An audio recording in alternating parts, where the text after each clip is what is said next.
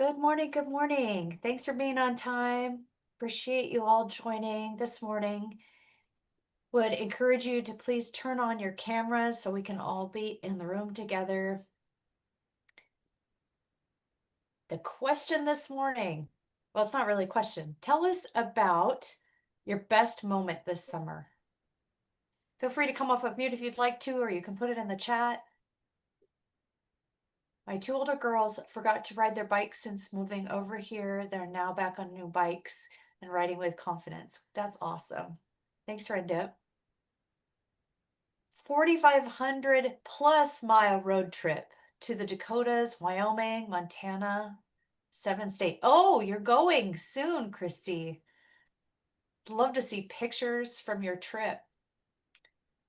Ariana went to Yellowstone. Awesome. I hear in Yellowstone that the animals actually stop and sort of pose now. They're so used to people. Yeah, we had a herd stop like in the middle of the road of bison. It was nice to see though. Up close. That sounds really close, right? Yes. Yeah. Very close. Cars were honking and no, they were not They bothered don't, at all. they don't move at all, do they? No. I already went, Sarah. I just came back. Oh, you just came back. Yeah. How was it? It was beautiful. It was hard to come back to the heat. Yeah. Did you see the Teutons? Yes. Oh, I'll send my you a husband picture. said, oh yeah, send me a picture. My Yeah, we had husband a bear says, run out in front of us coming back from Tahoe. ooh, So it was pretty interesting. when we were at camp, not this year, but last year, my daughter and I, there was a bear that was literally right across the way from our cabin. But it's a camp bear. Like it's not gonna do anything. It's just rummaging for trash. It was That's a good thing. exciting. Taking your grandson to Lake Tahoe for a week. That sounds awesome, Carmen. How old is your grandson? He's 7. Oh, what a great It age. was fun. Yeah. Lovely. Rainy days in Mexico. Yeah, this is rainy season in Mexico, isn't it? We went to a resort in Mexico last summer and it rained half the time, but we were in the pool anyway. We just had to watch for lightning. It was fun. Hoover Dam and the Grand Canyon. Lovely.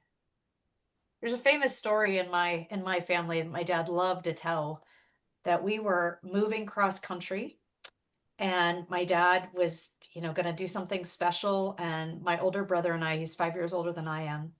He took us to the Grand Canyon, made this special trip, and he used to talk about it was 100 miles off the road. And we got there and we looked up one way and we looked the other way and we said, that was cool. Where's the gift shop?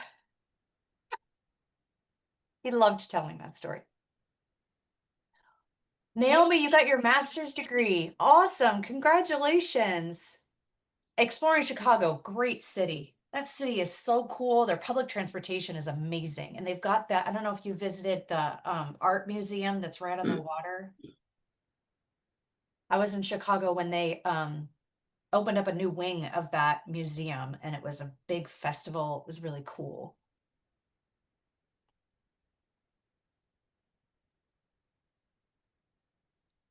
Student loans paid in full. Yay, Amy. That's awesome.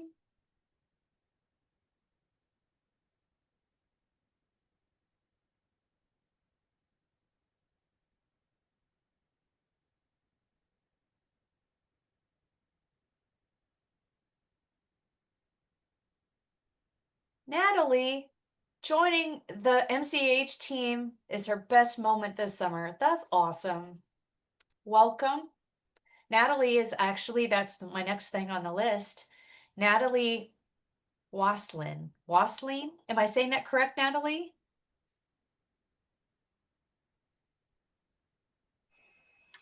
Yes, you are.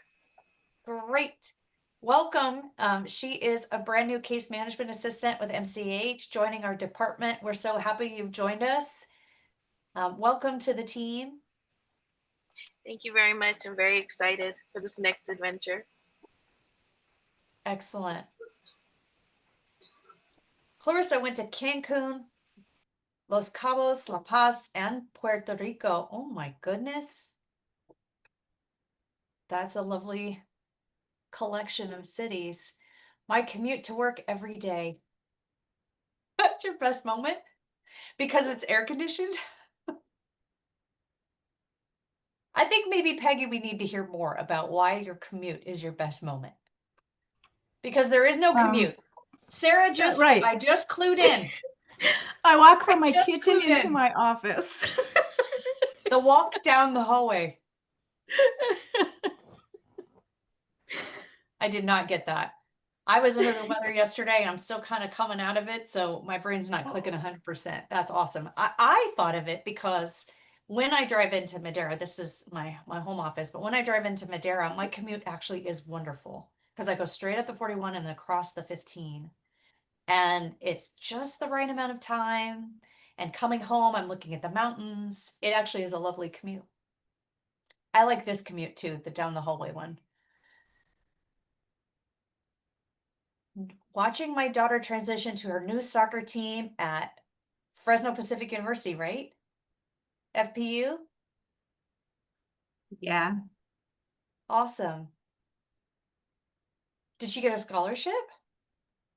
She got a little scholarship, yes, Okay, good, for good. for athletics, and then she got another one for academics. Love it. Athletics and academics, they go well together. Walking the San Francisco Bridge. Yeah, we did that years ago. It was super cool. Monica, you went to Germany and Italy?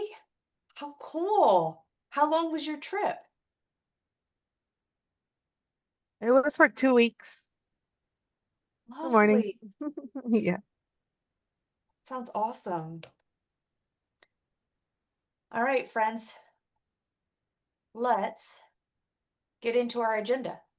We have some important things like birthdays. Wait, I'm gonna do one thing here. Birthdays.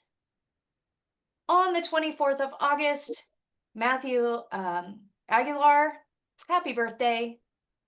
And right behind him, Christina Richardson on the 25th, happy birthday. Tiffany Vargas on the 28th, happy birthday to you. Viviana Valdez on the 29th, happy birthday. And rounding out the group, Amada Rocha on the 30th, not second to last day of this month. Happy birthday to all of our late August babies.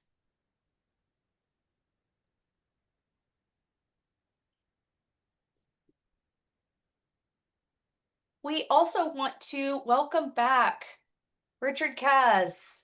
Welcome back, Richard. Good to see your face. Glad to have you around and on the team again. How are you feeling? Feeling better. Good to be back too. So thank you. Excellent. We have a couple shifts that we want to announce. There are several of them, and I want to first say that many of these we have been in conversation about on the executive team with various managers for a long while. The first one in particular is that we are moving our mobile team from being a part of our operations division into community wellness. And with that change, Brian Preciado, who's been leading our mobile team, is also being reassigned kind of back to where he was in leading accreditation in our EPIC division. So this change comes about, there's multiple pieces that are moving all at the same time, and you'll see the intersection. Brian really enjoyed accreditation and had made some really great relationships in our Live Well Madera County Coalition. And moving him back to accreditation was a great move in combination with moving mobile into community wellness. Mobile will be working directly under Tiara. So one of the things that does is it creates one less position that we're needing to fund right now. One of the other things that has happened, you're all familiar with the federal kind of contraction and budget cuts that are happening. Unfortunately, the funding for our CalFresh Healthy Living program, that's what it's called in California, because California has to rename everything. I don't know why. It's not Medicaid, it's Medi-Cal, and it's not SNAP-Ed. It's SNAP is CalFresh and SNAP Education is called CalFresh Healthy Living. And with the big beautiful bill, they eliminated the SNAP-Ed education funding nationally completely. And so as of September 30th, we will no longer have that funding stream. That is just under $350,000 to our department each year. That has been eliminated. And that's a big hit to the department. Like I had said to you before, we are fine. We are okay. We're healthy fiscally. And there are cuts that we're able to absorb. And with this program in particular, we have staff that are able to work in a couple other programs. And there's some of these movements that we've made where we had vacancies that we've decided not to fill. And so for right now, where we've moved mobile into community wellness directly under Tierra instead of filling a vacancy for a health education coordinator. We think that with this really high performing team, that Tierra is going to be able to oversee them directly without a health education coordinator in place, but we're going to test that. We're going to see how that works and what support is needed. What I'll say is that the mobile team started under operations during COVID, and it made so much sense during COVID, especially with all the different moving pieces that were happening in COVID around testing and vaccination and how involved mobile team was part of that process. And then it made sense for it to be there as we kind of built out the functionalities of the team, purchasing all of the vans, the trailer, the truck, things like that, to be able to make sure that those folks really knew how to take care of all of that equipment, be trained on all of that equipment, and then all of the IT and operations supports that needed to be built out around that, how to integrate kind of telehealth visits when needed with Dr. Paul, how to utilize electronic health record system, all of the referral processes and things that they needed to do. All of those things needed to be worked out. And so the season in operations was really, really important to the mobile team as a foundation. But for the long term, we've been talking about like it probably doesn't fit there for forever. Now that it's kind of well established and it has that foundation, we need it to be able to grow, to be able to meet the needs of the department on the more programmatic side, and to be thinking about things that are more on the programmatic side than the operations side. And so we have been talking for well over a year about where is the best place. So what I'll say is, this is where we're going to put it.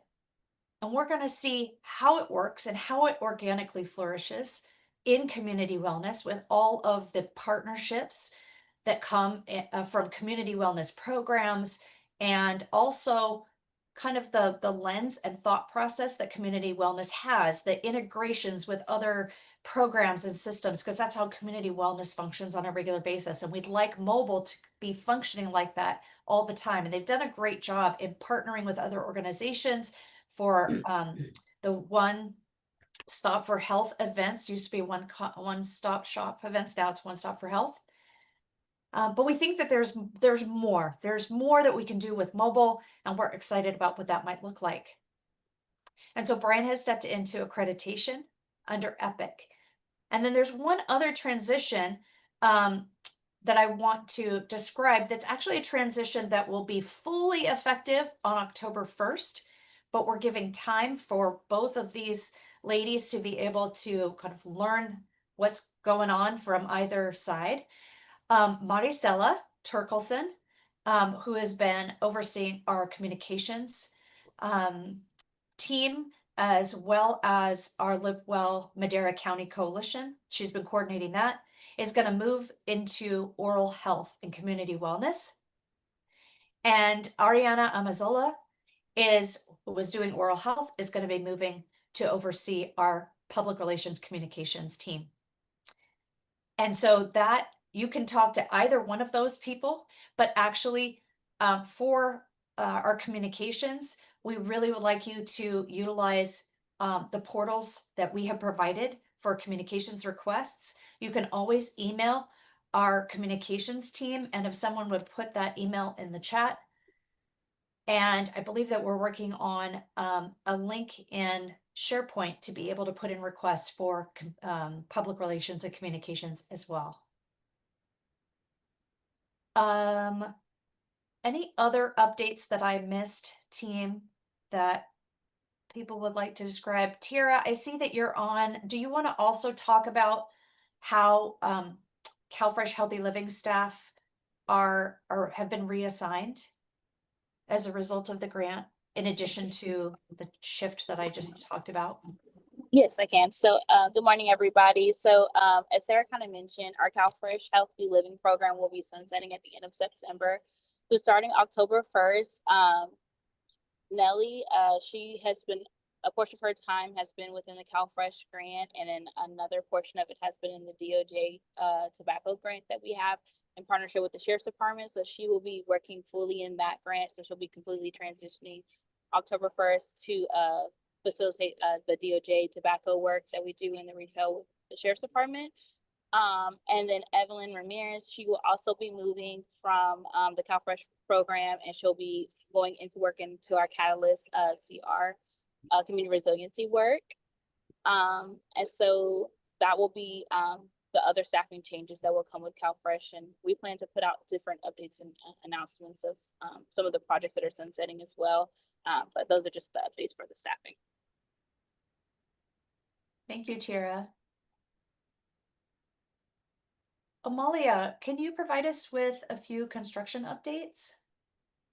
Sure, thank you. Good morning, everyone. So a couple of updates. I know we had said that we're going to start painting this week, but we were a little bit behind with some of the contractors were on vacation and other projects. So in the next couple of weeks, they're going to start prepping, priming, and painting.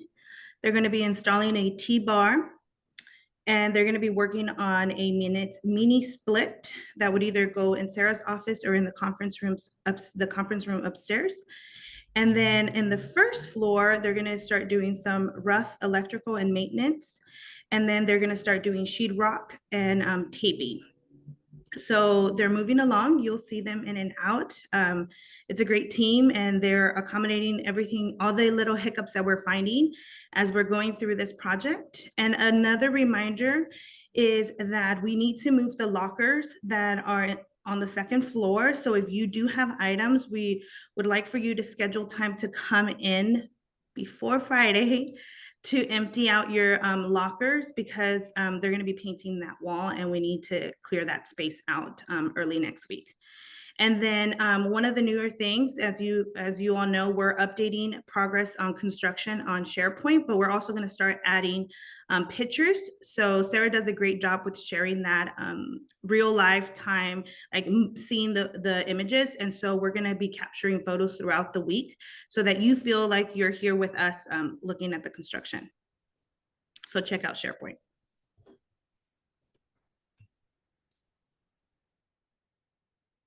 Thanks, Amalia. Question. Yeah. Staff want to know, after clearing their lockers, do they hold on to their keys, or do they leave them in the locker, and do they remove their name badges from the locker? I don't think they need to remove their name badges. As soon as we put them back, they can have their assigned locker back again. We just, for moving it, it's too heavy, and they've asked us to empty them out. Thank you. Please leave the keys. Yeah, leave the keys on there, and then. And the reason is that, like, if for some reason a name badge falls off, we don't want to have to try and figure out which key goes where. I'm not going to just leave the keys.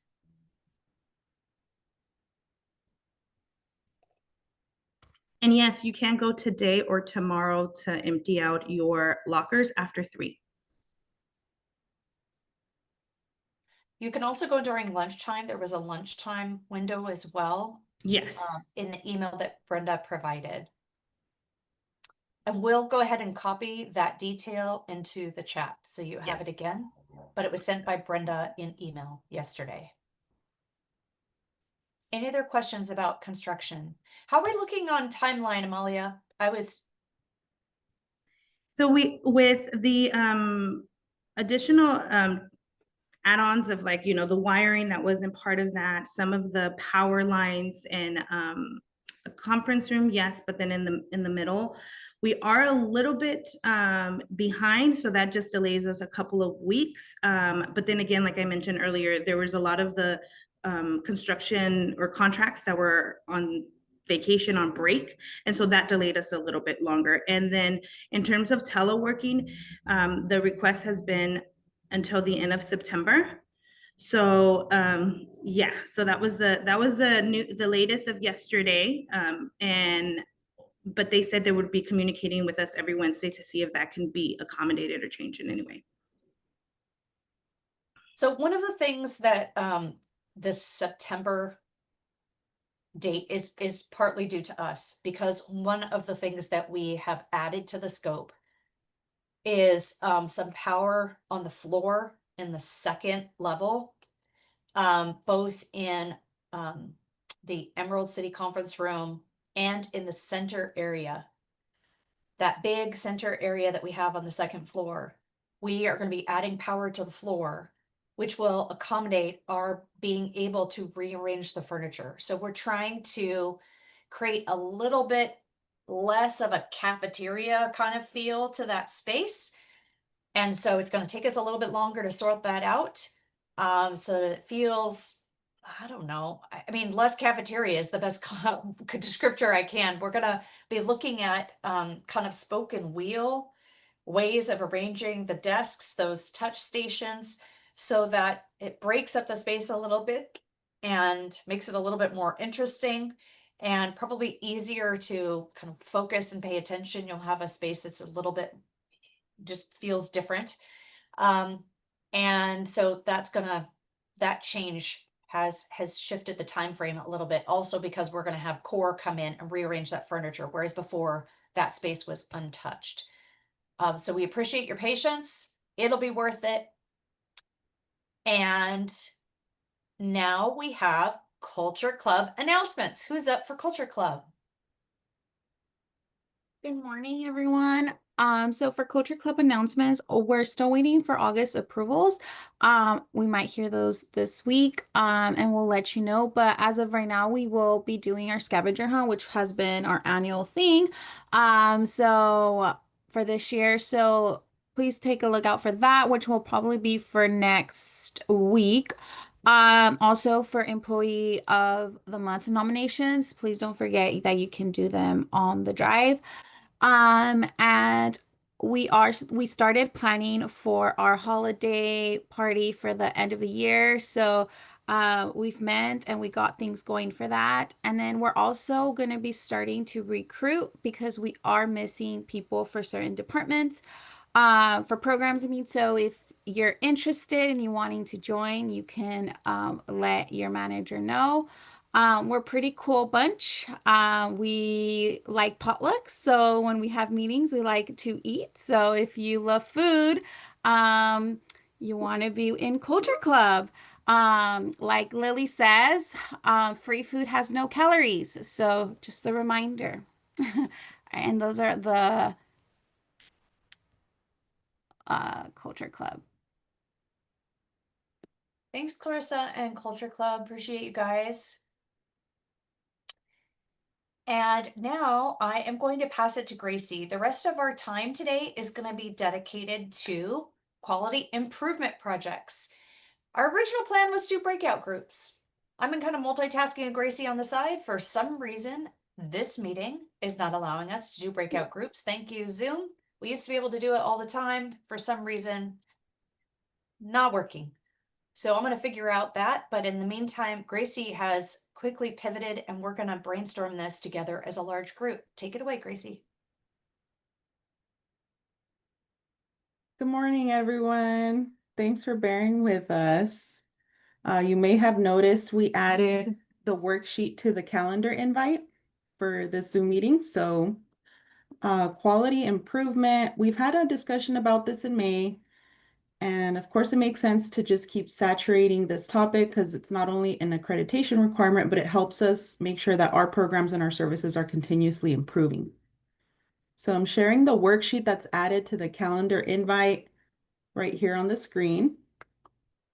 And initially our plan was to do breakout groups to take it a step further with the brainstorm we had started the last time around. But given the tech issues, we will invite you to complete this within your own programs or divisions to just continue the conversation. So starting at the top, hopefully you guys can see it. My screen is a little bit frozen.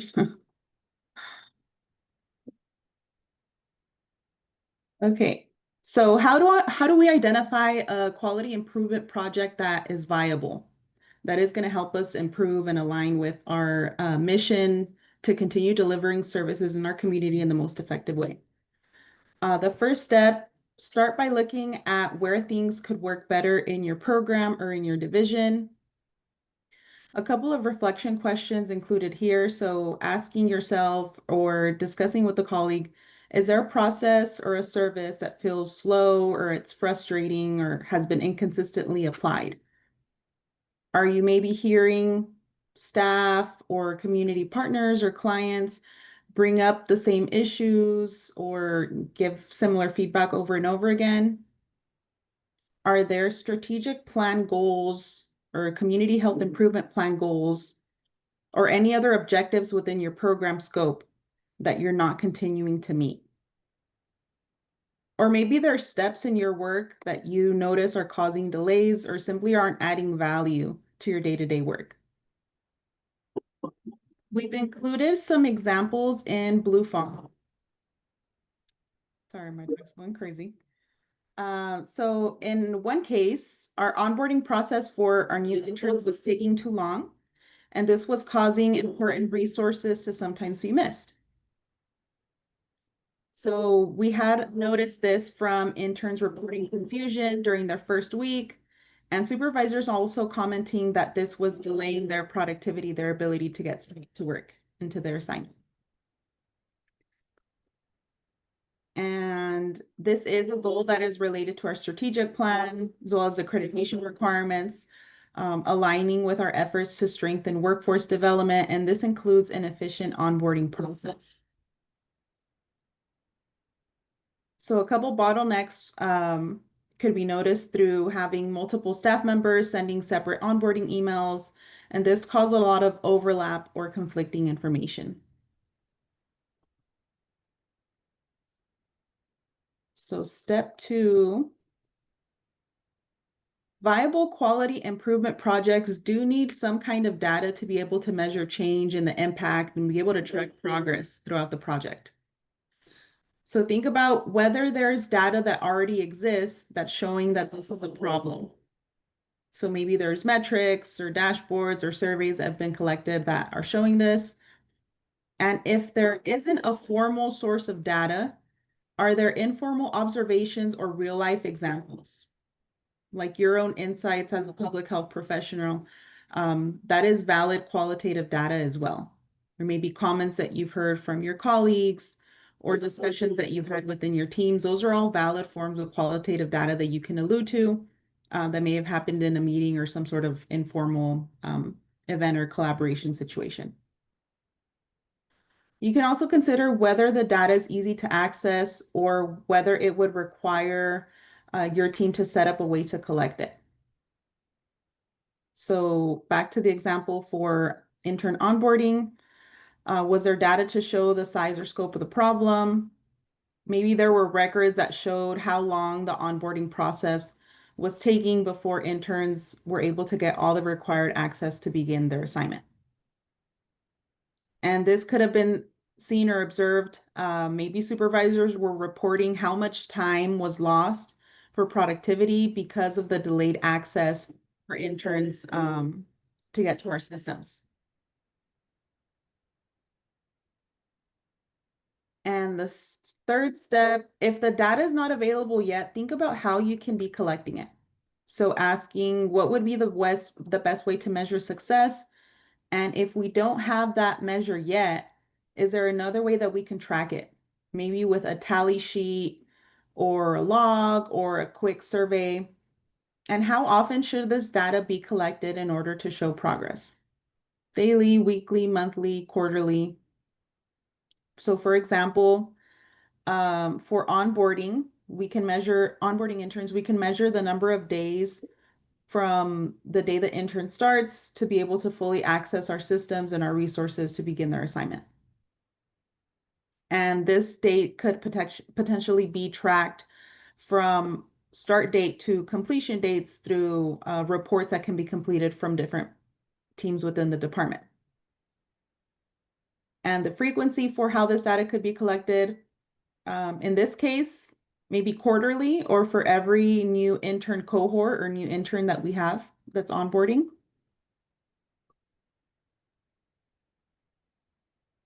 And finally, making sure that the project is realistic. So is this going to be a viable quality improvement project that you can carry out from start to finish that's going to make an impact in the way that you're delivering your services or to improve the effectiveness of your programs? Can this project be completed within 6 to 9 months? This would be ideal for a quality improvement project within our department, so that they're not extending beyond a year. And if they are extending beyond the year, think about whether the quality improvement project can be divided up. Sometimes quality improvement project ideas are very ambitious, which is great because that means we are motivated to make an impact and find a lot of improvements to make. But having them split up into smaller milestones can also support momentum within project teams, to really encourage people to keep the pace and think about what projects are related to the current project that can be initiated afterwards. So kind of phasing out your quality improvement projects if you feel that your initial idea would mean the project is completed in a really long length of time. And consider whether the process is something that you can control internally, and will it make a noticeable difference either to your team, to clients, or community? So for example, the onboarding improvement project was within our control. It could be completed within 9 months, and it did have a clear benefit. So faster productivity with interns being able to access our systems at a much quicker rate.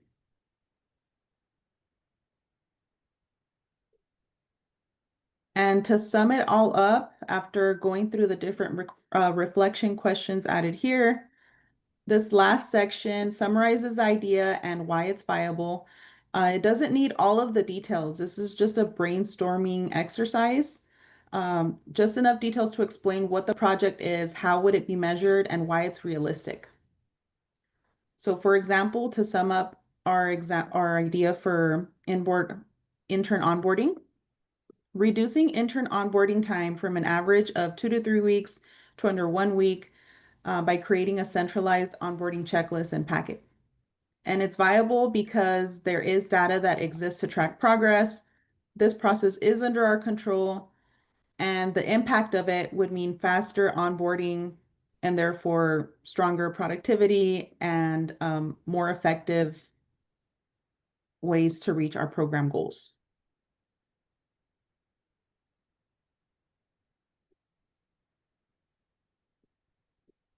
I don't think we're able to get into breakout groups. So we encourage you to use either your microphone or the chat box to think about what improvement areas you noted in your scope of work or in your program and the way that you deliver services, and walking through the different areas for proposing viable quality improvement project ideas.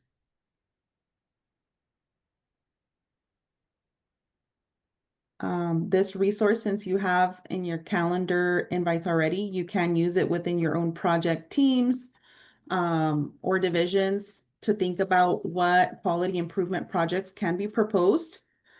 Referring to the annual program cycle, this quarter is ideal for proposing quality improvement projects, and it does help our department meet our annual accreditation goals for identifying opportunities to improve our programs and our services. So do we have any takers?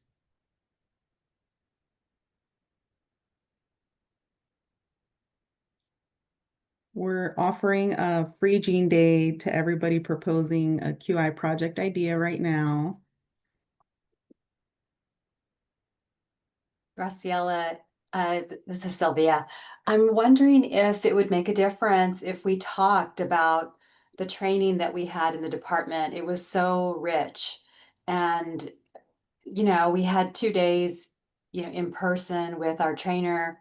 We came up with projects. I mean, to put myself on the spot, I don't even think I could summarize it in a distilled way, but because it was intense. We learned so many different things, but mostly we learned that there are so many areas that would actually be really fun. It would be very gratifying and satisfying to approach, our workflows. And it's very easy to complain and say, oh, this is so frustrating. You can have a little gripe, but it's really different when you engage with your coworkers and you come up with solutions because they know also. And so could we ask some people here who were in those groups if they would want to share? Because I know I was left so impressed hearing the other groups about their projects.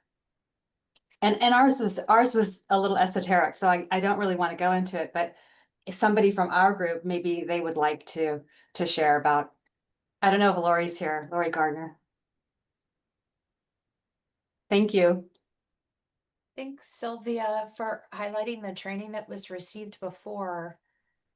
It looks like folks are sharing in the chat as well. We figured out the breakout group problem.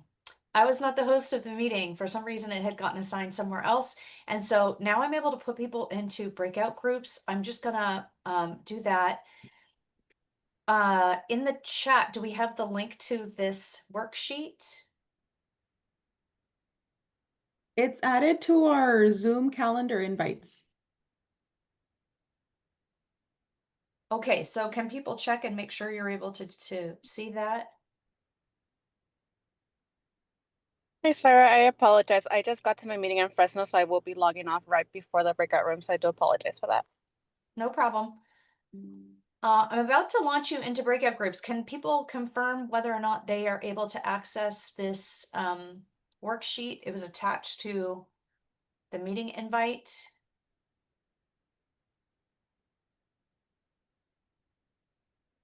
Yes, it's on there.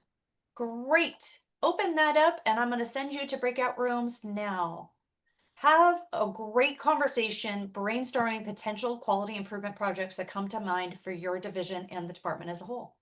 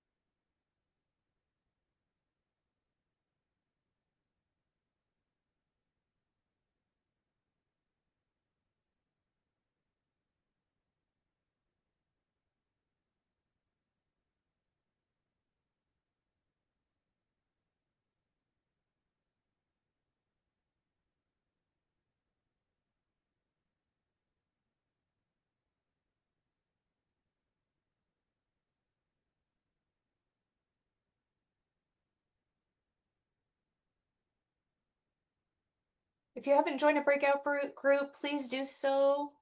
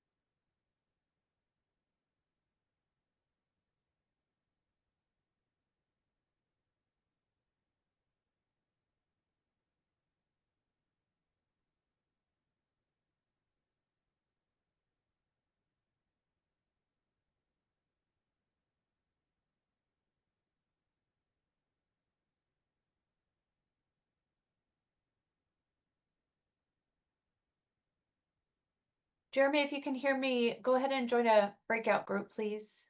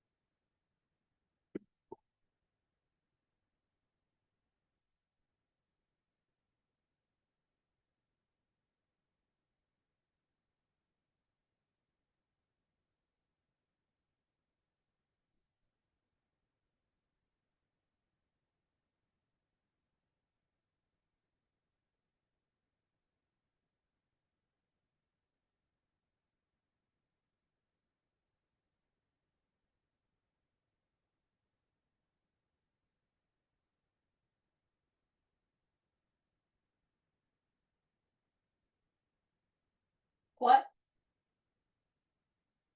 Cool. Okay. Okay.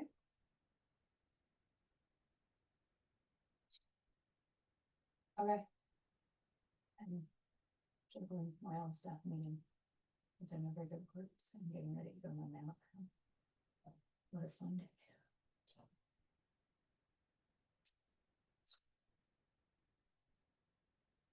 Sounds good. Love you.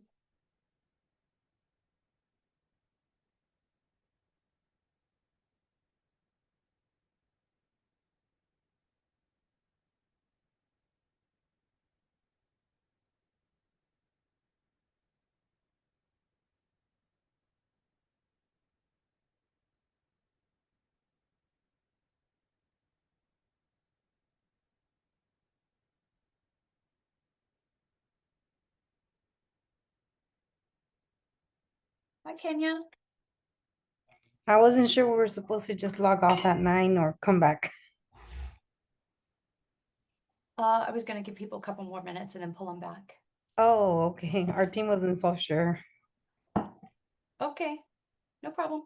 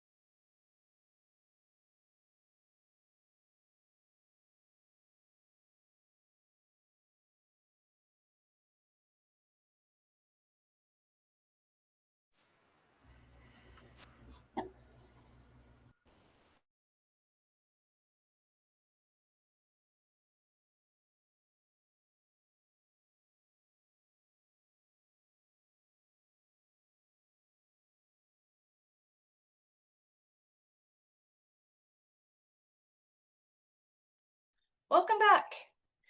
I know it was a brief time, but I hope that you at least got your wheels turning and were able to get a little bit more familiar with the worksheet. Now you have it open on your computer. I encourage you to leave it open. And maybe over the course of the day, something will occur to you. You might also have conversations with people inside or outside of your division or program that you can add on to whatever conversations you're having around quality improvement projects. Leave that handy. We really want in this first quarter of our fiscal year to be generating as many quality improvement projects as possible. Ideas for what we might do. Our managers have now been told that they're accountable for generating at least one quality improvement project for each division, for their division, each fiscal year. And so you are a big part of identifying what those projects might be. You have an eye and a perspective on what's going on in the program that is unique to you and unique to the role that you have. And so we need everybody thinking about how we can improve what we're doing and how we're doing it on a regular basis. Did anybody have any cool ideas that they'd like to share with the group before we adjourn?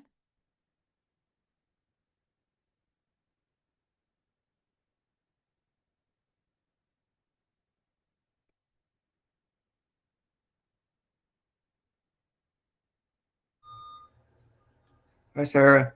This is Carl. Fiscal has a few, but a few different things we're working on. But one is we're exploring financial systems, but I think more in the 6 to 9 month period, we're hoping that we can get a system that has electronic time survey capabilities, so you can time survey the programs and MAW at the same time when you're doing one time survey, so you're not doing multiples. So it's an exciting project because time surveys, we're always hunting them down, whether it's MAW or not, and it's vital to our capturing all of the funds from the grants, and it's a process that we're hoping that makes everybody's lives a lot easier. So I think we can do it in 6 to 9 months. So we're hoping we'll take baby steps. We're going to get a big financial system too, is the ultimate goal, because in fiscal we work on a lot of spreadsheets that can break easily, and even programmers have trouble trying to fix them when they're broken. So we're hoping to consolidate that all into a financial system. And the rest of the department won't see that, but it'll help fiscal drastically. Great. So when it comes to quality improvement projects, of course, we need to make sure that we have baseline data. And so you've talked about how we have to kind of chase down time studies from folks and things like that. So there might be, the time that it takes to be able to find those, or it could be how many are turned in on time versus how late they are. That's great baseline data to be able to demonstrate the improvement between our current system and the system that gets implemented. Any other ideas?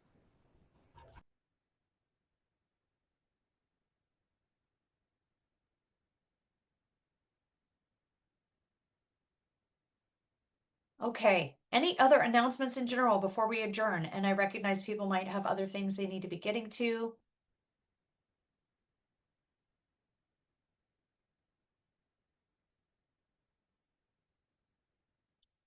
Okay, happy Thursday. Thanks for tuning in. Bye, everyone. See you soon. Bye. Thank you. Bye. Bye. Bye.